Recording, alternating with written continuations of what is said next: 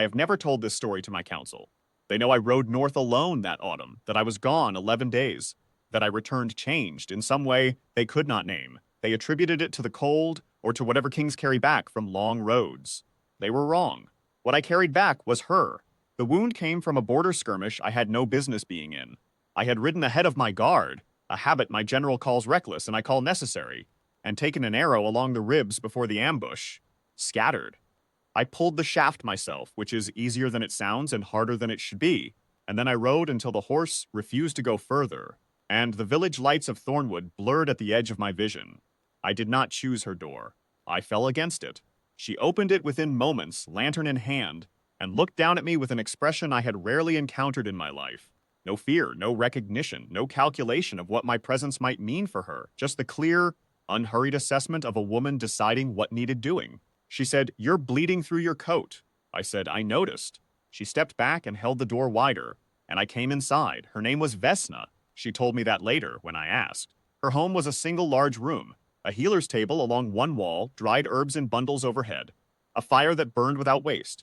She unwrapped my side with hands that did not shake, cleaned what needed cleaning, and stitched what needed stitching with a focused quiet that I found, against all reason, deeply calming. I had been stitched by the finest healers in Aldenmore. None of them had done it with that particular steadiness. When she was done, she set a bowl of broth in front of me and sat across the fire to eat her own supper. She did not ask my name. She did not ask where I had come from or what had put an arrow in my ribs. She ate and the fire burned, and outside the autumn wind moved through Thornwood's narrow lanes. And I sat in the warmth of a stranger's house and felt something in the center of my chest go very quiet. I told myself it was blood loss. I slept on the low bench she gave me and woke to gray morning light and the smell of bread. She was already working, sorting dried roots at the table, her back to me, unhurried. I told her I would be gone by midday. She said, "Not if you want that wound to close cleanly," and set a cup of something bitter beside me without looking up. I drank it. I stayed. The second night I was well enough to sit at the table and eat a proper meal. She had mended my coat, which I had not asked her to do. The stitching was small and even invisible unless you looked for it.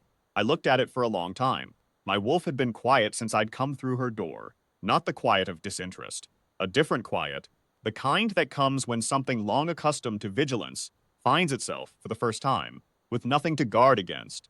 I noticed it the way you notice silence after years of noise, with a kind of startled recognition. I did not name what I was noticing. I was the Alpha King of Aldenmore.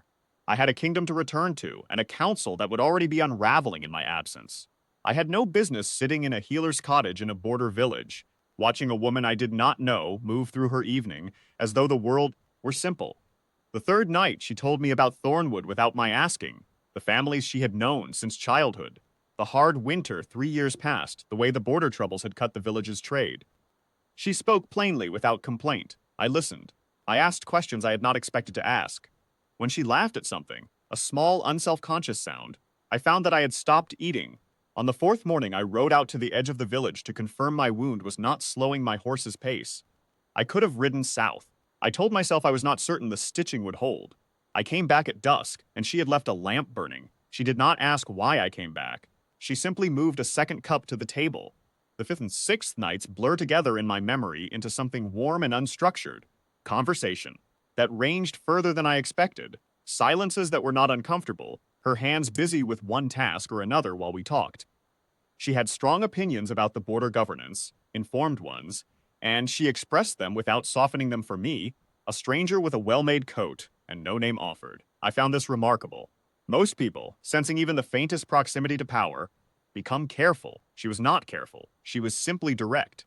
On the sixth night, I sat by her fire after she had gone to sleep and pressed my wrist against my knee and looked at the mark that lived there, the one that had been still for 31 years, and felt it warm. Not burn, not blaze, just warm. As though something long cold had moved toward a heat source and recognized it. I left at dawn without speaking to her. I told myself it was the kindest thing.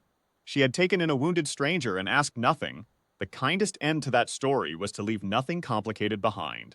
I rode a full hour south before my wolf turned me around with a certainty so absolute that arguing with it felt like arguing with gravity. On the seventh evening, I stood at the edge of Thornwood for a long time. The lantern in her window was lit. I did not go in. I told myself I was being careful, for her sake, not mine. A king arriving on a woman's threshold without introduction is one kind of thing. A king arriving for the 8th time, with everything I now understood riding behind my eyes, was another. She deserved to know who she was letting through her door. So on the 8th morning I rode south, not to leave, to return correctly. My guard found me before midday, a small party of them, tight-jawed with relief, and the careful discipline of men who have spent a week not saying aloud that they feared their king was dead. I told them we were riding back north. I told them what I needed. My general said, with admirable restraint, "Yes, my lord," and nothing further. We rode into Thornwood as the afternoon light was going gold and long. The village stopped. That is not a figure of speech. The lane went quiet in that particular way, that a place goes quiet when it becomes aware, all at once, of something it had not expected. My guard was 12 men in Aldenmore colors. The banner was visible. She was on the step of her house, a basket in her arms. She saw us come around the bend in the lane, and she went still. Her eyes found me, the man she knew, now wearing the clothes he was actually meant to wear, with a dozen soldiers behind him, and I watched understanding move across her face. Not fear. Something more complicated and more honest than fear. I dismounted before my guard could and walked to her without any of the ceremonial distance that my rank requires, because the distance felt wrong in a way I could no longer argue with. My wolf was not quiet now. It was steady and vast and certain. The mate mark on my wrist burned with a clarity that was not pain. Vesna, I said, just her name, the only thing I was sure of. She set the basket down on the step. She looked at me for a long moment, the same clear, unhurried assessment she had turned on me the night I fell against her door, when I was bleeding and she was deciding what needed doing. You might have told me, she said. I know. I held out my hand, wrist turned upward so she could see the mark burning there. I should have told you on the 2nd night. I knew on the 3rd. I did not know how to come to you with this. I am not accustomed to not knowing how. She looked at the mark. A small sound escaped her. Not a laugh, not a sob, something that contained both. Then she reached out and pressed her fingers to my wrist, and the bond did not warm then. It blazed. Sudden and complete and breathtaking. The way light arrives when a door is opened into a room that has been dark a long time. The village of Thornwood watched in silence as the Alpha King of Aldenmore stood at a healer's threshold with his wrist in her hands and forgot, for a moment, to be anything other than a man who had found the one he was made for. I covered her hand with mine. Behind me, I heard my general very quietly instruct the guard to make themselves useful somewhere else. I was grateful. I am asking, I said, not commanding. I want that to be plain. She was quiet for long enough that I felt the full weight of the question. A real question, not a ceremony, not an inevitability. Then she said, I know the difference. She turned her hand under mine so that our palms met. Yes, we were wed in Thornwood 3 weeks later by her choice. She wanted her village, her people, the lane she had walked all her life. My council had opinions about this. I did not consult them. The ceremony was small, and the celebration that followed was not. I had not known that border villages could be that loud with happiness.